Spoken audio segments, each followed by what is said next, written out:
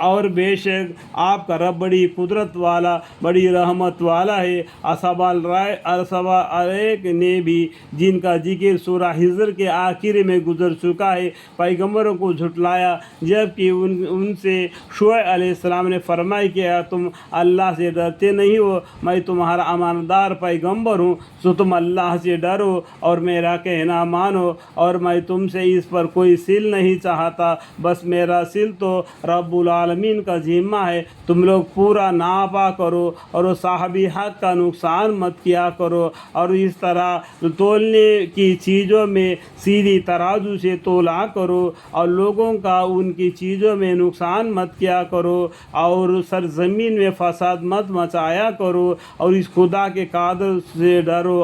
اور اس خدا قادر سے ڈرو جس نے تم کو اور تمام اگلے مخلوقات کو پیدا کیا۔ وہ لوگ کہنے لگے کہ بس تم پر تو کسی نے بڑا بھاری جادو کر دیا، اور تم محض ہماری طرح کے ایک معمولی آدمی ہو، اور ہم تو تم کو جھوٹے لوگوں میں سے خیال کرتے، سو اگر تم سچے میں سے ہو تو ہم پر آسمان کا کوئی ٹکڑا گرا دو۔ اس طریقے سے یہ لوگ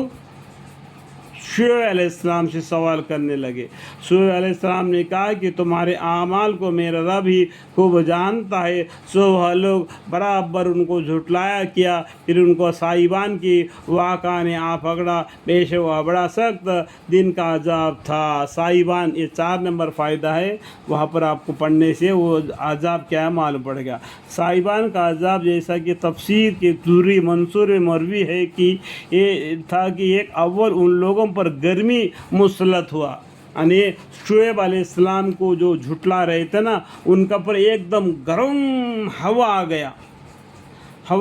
دوری منصور میں مروی ہے، یہ تھا کہ اول ان لوگوں پر گرمی مسلط ہوئی، پھر ایک آبر نمردار ہوا، اس کے بعد میں ایک آسمان نمردار ہوا جس سے ٹھنڈی ہوا آتی تھی،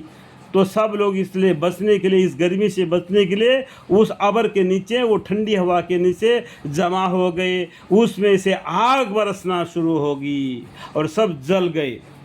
سب میں سائبان کا عذاب سمجھ میں 4 نمبر فائدہ ہے۔ تو دبی ہوئی بات ہے نا، بازو میں لکھے ہوتا ہے،